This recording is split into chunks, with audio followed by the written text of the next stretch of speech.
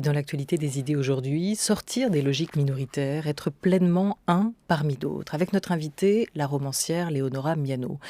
Elle est l'auteure de La Saison de l'ombre, prix Femina, du Crépuscule du tourment, diptyque, et de Rouge impératrice, paru l'an passé, premier volume annoncé d'une trilogie futuriste. Elle publie aujourd'hui Afropéa, utopie post-occidentale et post-raciste, c'est chez Grasset.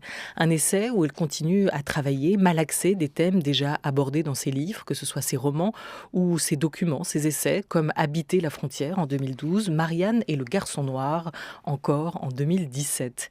Ces thèmes, c'est le nationalisme, les crispations identitaires, les complexes de supériorité et d'infériorité, les relations surtout entre la langue et la domination. Bonjour Léonora Miano. Bonjour Olivia Gesbert, vous avez déjà fait tout mon travail. Oui, non, on va continuer, il y a beaucoup à dire parce que ça commencera tout cela par une brève histoire du mot avant de faire la longue histoire des concepts, des rêves et des utopies. Au commencement, Afropéa se veut sonore. C'est une appellation à un mot créé au début des années 90 par David Byrne, cofondateur du groupe Talking Heads. Racontez-vous, un mot repris depuis, chanté, écoutez.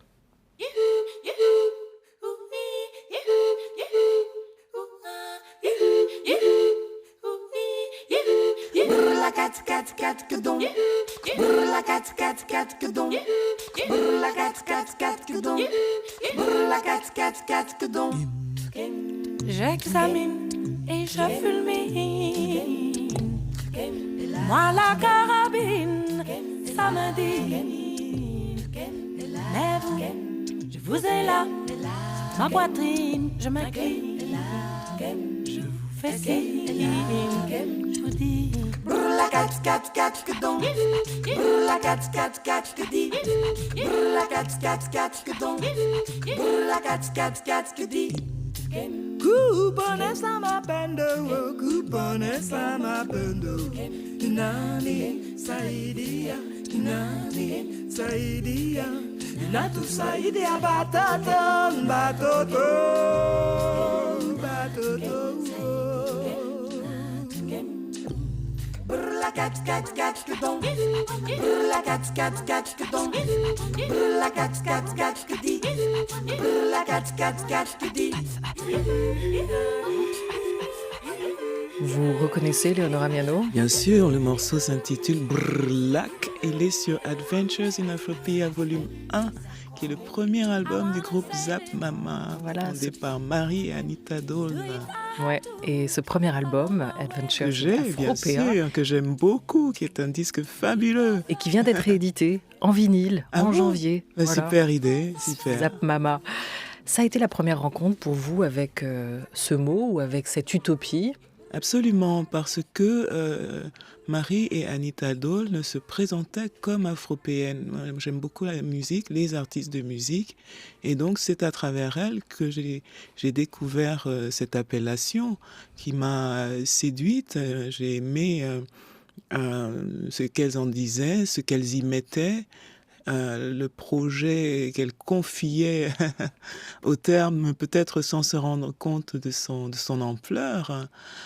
Et puis le début des années 90, contrairement à l'époque actuelle, était, pour moi en tout cas, une période de grande ouverture. En tout cas, on avait l'impression qu'on allait vers des lendemains très mélangés, hybride sur le plan culturel. Il y avait beaucoup de très belle musique, beaucoup de beaux artistes. La musique incarnait ça aussi, ce métissage. Ah oui, absolument. Une bonne porte d'entrée, la musique, vers des concepts comme ceux que vous avez choisi de développer, celui-là, en tout cas, l'Afropéa, dans ce livre-essai qui paraît chez Grasset, Léonora Miano. En préambule, indiquez ceci, : écrivez-vous, je ne suis pas une afro-européenne. Absolument, je ne suis pas une afropéenne, il faut le dire, et donc je ne suis pas ici le porte-parole des Afropéens, mais je me sens concernée par le sujet pour une raison très simple, c'est que j'ai une fille qui est, elle, afropéenne, et que donc son bien-être, son destin me concerne. Alors qu'est-ce que c'est ? Elle est afropéenne, d'ailleurs, elle me le dit. Elle me dit, tu as fait de moi une afropéenne, puisque tu m'as mise au monde en France. Qu'est-ce qu'une afropéenne ? C'est une personne européenne par son vécu, par sa culture, mais qui a des ascendants africains subsahariens, principalement ça. Ça ne veut pas dire qu'on ait forcément une relation profonde avec l'Afrique, on peut, mais pas forcément. Euh, mais ça signifie en tout cas qu'on reconnaît cette filiation et qu'on ne veut pas choisir entre son appartenance à l'Europe et sa filiation africaine et que donc on décide de mêler les deux pour inventer une nouvelle identité. Et vous n'êtes pas afro-européenne parce Non, que vous, moi, vous êtes née au Cameroun. Absolument, Voilà. je suis née et j'ai grandi en Afrique. La particularité des Afropéens, c'est d'être dépositaire de cette expérience essentiellement européenne, d'avoir toujours vécu aussi en situation de minorité. Ce qui n'est pas mon cas, puisque j'ai grandi dans un environnement où la couleur de ma peau n'avait aucune signification, ne pouvait être investie d'aucun sens, puisque tout le monde avait la même. Donc, on n'a pas les mêmes barrières, si vous voulez, dans la tête quand on grandit en situation majoritaire, puisqu'on est représenté partout, dans le bon comme dans le mauvais. On est les meilleurs, on est les pires. Mais quand on est en situation de minorité, souvent on se voit nulle part.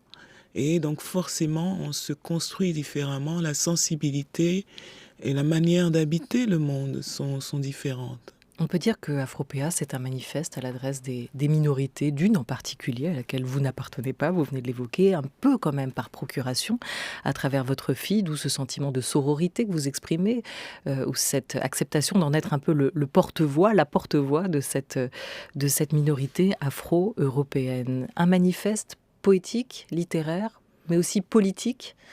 Je ne le vois pas encore comme un manifeste. J'espère vraiment que des Afropéens écriront le manifeste. J'espère, avec ce texte, les convier à le faire. Déjà, en acceptant d'être ça, des Afropéens, ce qui est une démarche très exigeante parce que ça signifie qu'il faut nécessairement pacifier des termes qui se sont voulus contraires et qui se veulent encore tels dans notre quotidien, dans la vie politique, économique, etc. Donc voilà, c'est une ambition extrêmement élevée. Donc j'espère qu'ils rédigeront ce manifeste, mais ce que je veux leur montrer, c'est la grande beauté de ce projet afropéen tel que je le comprends, moi, sa grande validité pour notre époque, toutes les possibilités dont il est porteur pour les Afropéens eux-mêmes, mais pour l'ensemble de l'humanité. C'est un projet, c'est une réflexion aussi autour de l'identité, cette Oui, Afropéa et cette idée de se dire afropéen. On ne savait pas où me classer, écrivez-vous, Léonora Miano. Vous évoquez en ouverture votre étrangeté qui existe d'abord toujours dans le regard des autres, cette étrangeté. Comment avez-vous fini par l'intérioriser, puis peut-être par en faire quelque chose de différent dans votre relation notamment avec la France? Comment est-ce que j'ai intériorisé cette étrangeté? C'est simplement ce que je suis. Donc je pense savoir depuis l'enfance que je suis un peu différente pour plein de raisons.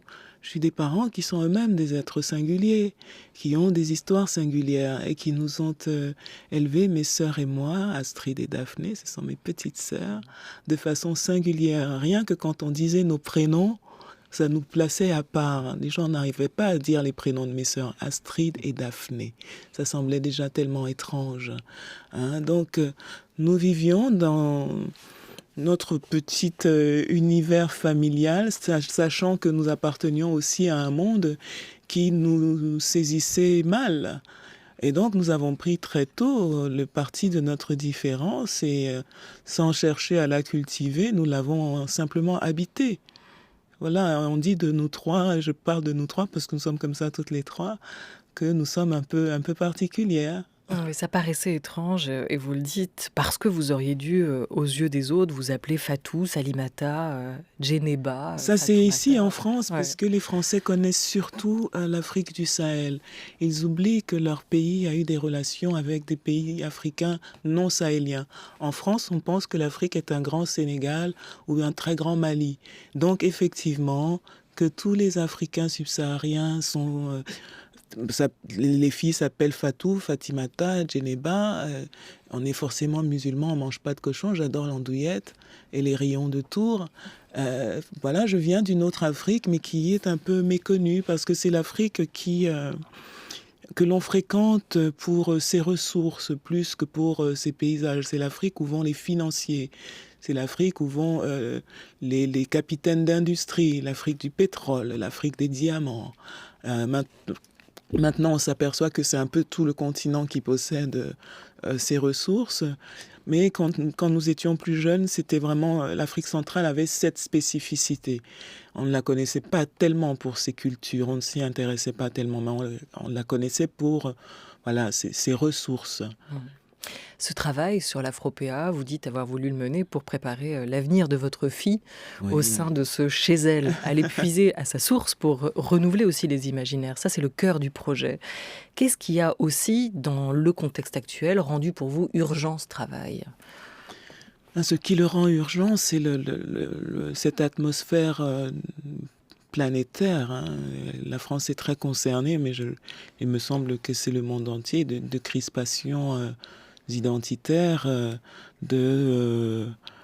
comment dire, de recyclage d'archaïsmes que l'on pensait dépasser et l'impossibilité, en tout cas moi je le ressens comme tel, l'impossibilité qui vient de se rejoindre, de pouvoir même simplement discuter, alors que comme je l'ai dit, moi quand je suis arrivée en France, je suis arrivée dans un pays qui me donnait le sentiment que voilà, on allait inventer une culture du mélange et de la fraternité. Alors le mélange se fera. Il est de toute façon en cours, puisque même si les gens n'ont pas envie de fraternité, le brassage est là, la relation est là, elle est séculaire et on ne va pas revenir dessus. Mais il me semble que chez certains, le mélange est vu aujourd'hui comme une corruption.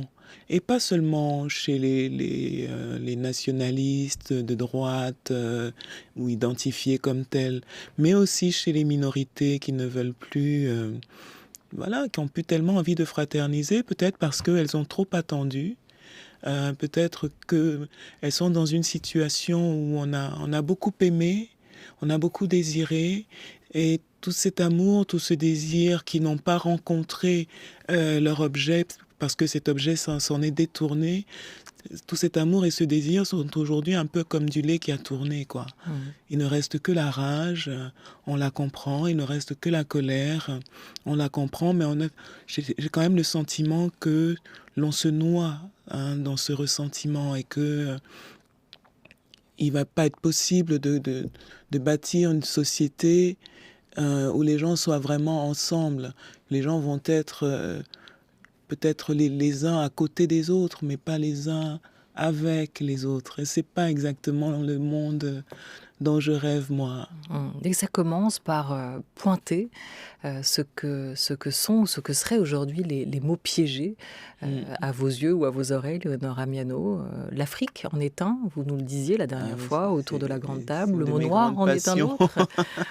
Tous ces mots-là méritent d'être réfléchis et repensés aussi aujourd'hui. Afropéa, c'est pas une utopie africaine, c'est pas tout à fait non plus une utopie européenne. Vous la définissez d'abord comme une utopie post-occidentale, post-raciste. Quelle association d'idées et d'identités recouvre ce terme pour vous ? Alors, post-occidental, parce que je définis l'occidentalité, gros barbarisme, comme, si vous voulez... la face obscure, la face ténébreuse de l'Europe, de l'Euramérique. C'est-à-dire, j'allais dire le côté dominateur. Je ne signifie pas ici que l'Europe est inventée hein, l'esprit de conquête ou de domination. Cet esprit existe partout, on le voit, tous les continents ont produit, hein, des grands conquérants, des bâtisseurs d'empires dont la gloire est jugée sur les empilements de cadavres. Ça existe partout. Mais si vous voulez, le génie obscur de l'Europe, cette occidentalité, ça a été de vouloir propager ça à travers... de vouloir s'approprier le monde et quelque part d'y avoir réussi, d'y être parvenu. Se l'étant approprié, d'être resté avec ce monde dans un rapport de prédation et de violence. C'est-à-dire qu'on ne s'est pas contenté d'aller à la rencontre du monde, on a voulu vraiment le dominer entièrement. Et aujourd'hui, on se plaint d'avoir à payer la facture de la domination. On se plaint d'avoir à prendre les responsabilités que cela impose. Et on se plaint aussi de devoir reconnaître à l'intérieur de soi des altérations qui sont dues à cette appropriation que l'on a soi-même voulu. Et j'ai oublié votre question. Eh bien, moi aussi. Non, c'était sur l'association d'idées et d'identité. Oui, pourquoi post-occidental ? Ouais. Donc, la post-occidentalité, ce serait de sortir, si vous voulez, en quelque sorte, d'exorciser l'Europe de ce démon qui est entré en elle au moment où elle s'est lancée dans des conquêtes et où elle n'a fait d'elle-même qu'un agent de la domination, de la prédation et de la réification. Parce que l'Europe a précédé cela et il existe d'ailleurs à l'intérieur d'elle depuis toujours des forces qui essayent de combattre l'occidentalité. C'est pour ça que je dis que l'occidentalité, c'est pas la culture européenne, c'est ce qui la corrompt. C'est ce qui la corrompt et que on peut extirper d'elle à condition de ne trouver en elle aucun confort. Et donc, c'est forcément les minorités qui vont faire ça parce que les personnes qui appartiennent au groupe majoritaire ne se rendent pas compte de la perte pour elles qu'il y a eu dans ce devenir occidental. On évoquait ces mots minés comme Occident, Afrique, race, noir. Vous citez aussi Édouard Glissant, l'Occident n'est pas à l'ouest, n'est pas un lieu, l'Occident est un projet. Sur Afropéa, vous dites que Afropéa s'inscrit pour l'heure au sein des nations dont elle est native et citoyenne, mais que si le panafricanisme est encore une fiction, le fédéralisme européen n'est pas non plus d'actualité. Est-ce que Européa, et c'est peut-être ça que vous souhaitez avant tout affirmer, plus qu'un espace géographique, un espace mental, qu'il faut aller au-delà de ces mots, de ces concepts que l'on connaît aujourd'hui? Oui, c'est d'abord un espace mental qu'il faut construire en soi et consolider, mais c'est aussi d'ores et déjà un maillage humain. C'est aussi d'ores et déjà toute cette population afro-européenne qui existe bel et bien, qui a conscience de plus en plus d'elle-même et de ses particularités et qui est invitée dans ce livre à se fédérer au sein d'institutions, à s'instituer pour peser. Parce que j'espère qu'ils prennent le pouvoir. Est-ce qu'Afropéa est aussi une utopie héritière d'autres courants, comme la négritude? On va écouter Aimé Césaire qui a forgé ce concept et qui nous en donne aussi sa définition. Quand j'ai dit une fois devant le général de Gaulle que notre histoire commençait dans la cale des bateaux négriers, il paraît qu'il y a des Martiniquais et très assimilés qui ont été tout à fait vexés, tout à fait offusqués. Mais c'est ça le fait premier.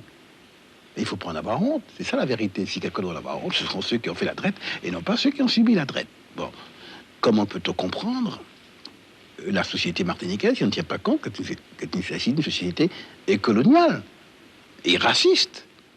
Comment peut-on comprendre la langue martiniquaise, la vraie langue martiniquaise, le créole, si on ne tient pas compte du fait que c'est une langue qui a été formée avec des mots français ou des débris de mots français, mais qui a été restituée par des gosiers selon les règles implacables de la phonétique africaine et agglutinée entre eux selon les règles de la syntaxe africaine. Ça me paraît évident. Autrement dit, si on ne peut pas rester à la surface des choses, eh bien, on est obligé d'en revenir à ce fait premier, à savoir que nous sommes mélangés, certes, mais que nous sommes des Africains, la diaspora. Voilà, des Africains de la diaspora. La négritude, est-ce que c'est un concept obsolète pour vous, Léonora Miano? J'espère, mais il était déjà, pour beaucoup de gens avant moi, au moment où il a été forgé. Mais c'est pas de ça que Césaire vient de parler, hein, de dire que les Caribéens afrodescendants sont des Africains de la diaspora. Ça, c'est une vision au contraire non raciale de cette population et très politique. Bon, je ne vais pas discuter ça aujourd'hui, mais j'espère qu'Afropéa conteste et dépasse la négritude parce que, qu'on le veuille ou non, la négritude, elle porte cela dans son nom même, malgré tout est une validation de la notion de l'idée de race. Il ne peut pas y avoir de négritude si on n'admet pas que les races existent. Et puisque la pensée raciale, telle que nous la connaissons aujourd'hui, l'invention même des races, n'est pas quelque chose... d'abord, c'est pas positif, mais surtout, ce n'est pas africain. J'espère vraiment que les afro-descendants n'aient pas envie, de la perpétuer. C'est-à-dire que pour moi, il faut maintenant dépasser ces concepts-là. Il faut déracialiser nos imaginaires pour pouvoir retrouver ce dont nous avons été privés, en tout cas ce dont on voulait nous priver en nous racialisant. Il faut retrouver nos vrais visages, nos véritables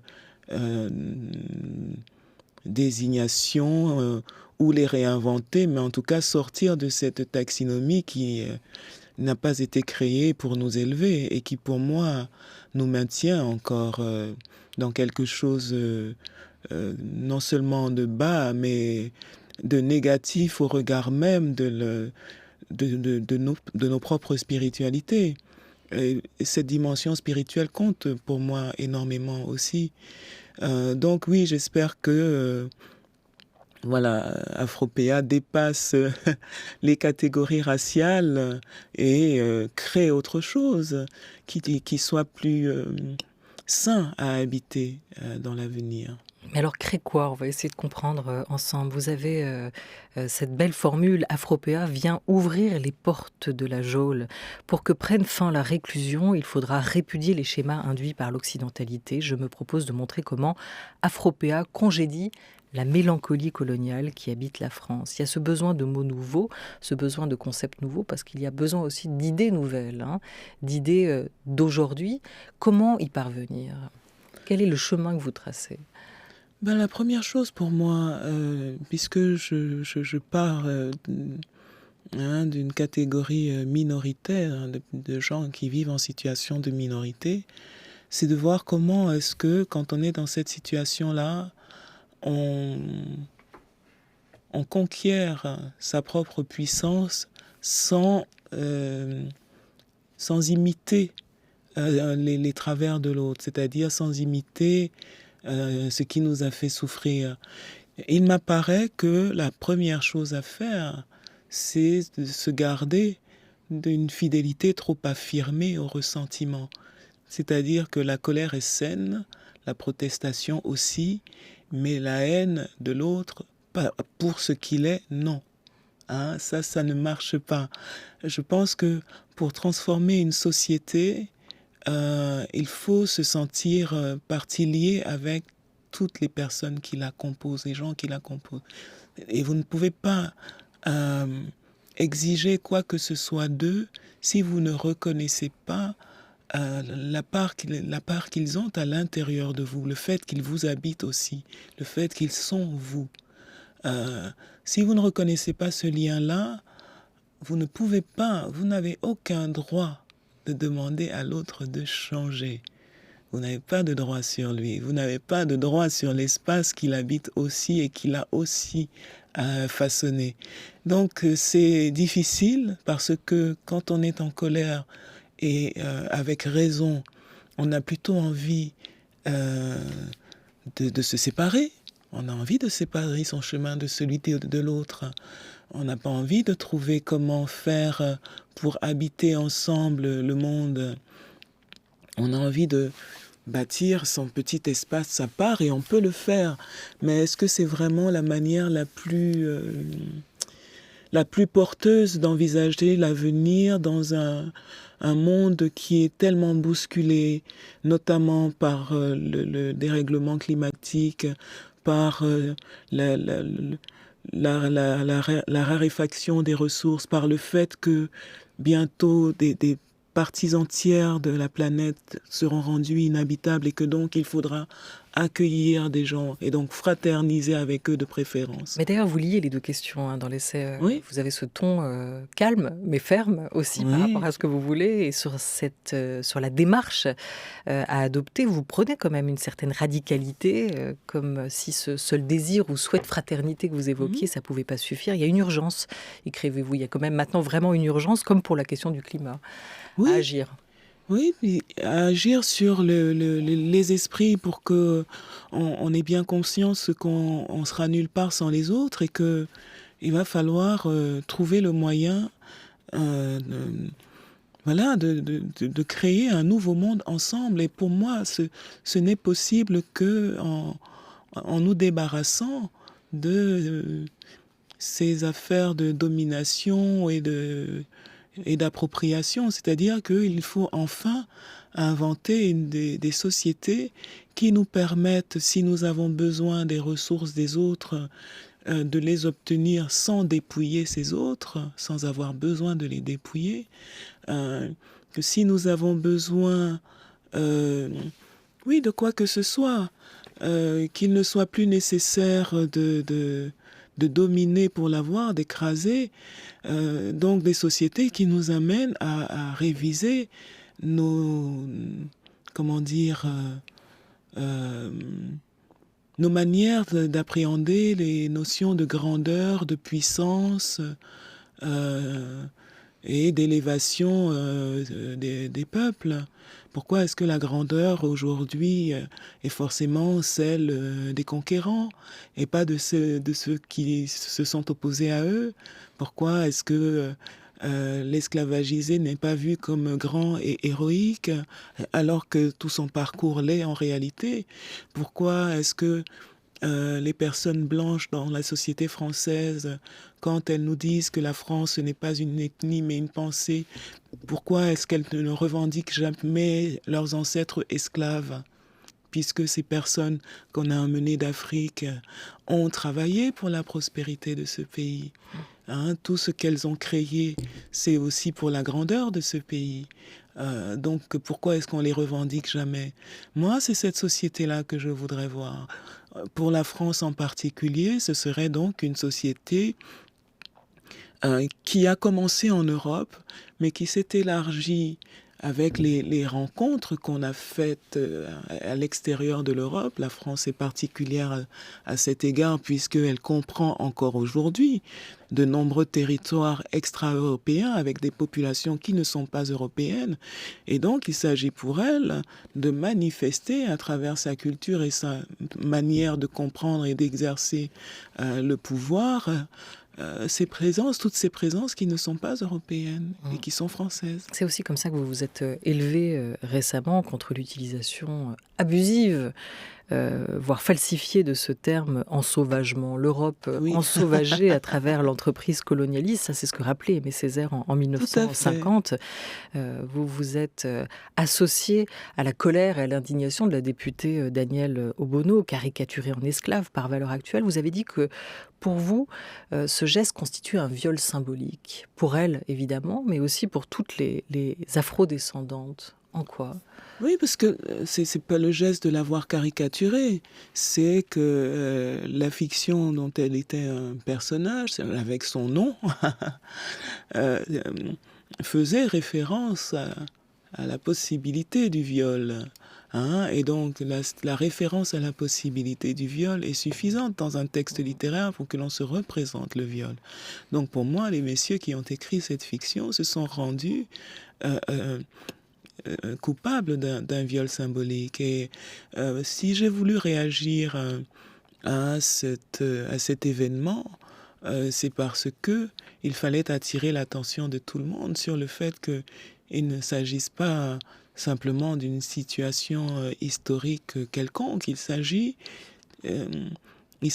de placer Madame la députée Obono dans le cadre d'un crime contre l'humanité reconnu comme tel par la France. C'est ce que vous pointez en parlant de relativisme moral. Voilà. Est-ce qu'on aurait joué de la même façon avec un autre crime contre l'humanité? Je ne sais pas.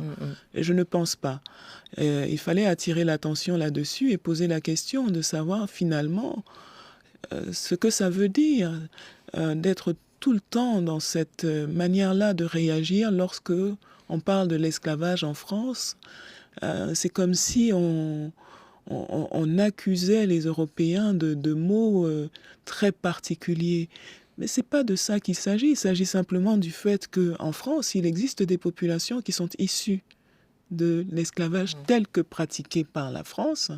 Et donc ces populations qui sont françaises sont dans une conversation avec leur pays pour lui demander des choses. On n'est pas dans l'abstraction et en train de dire que les Européens sont plus mauvais que les autres et ont inventé le mal sur la terre.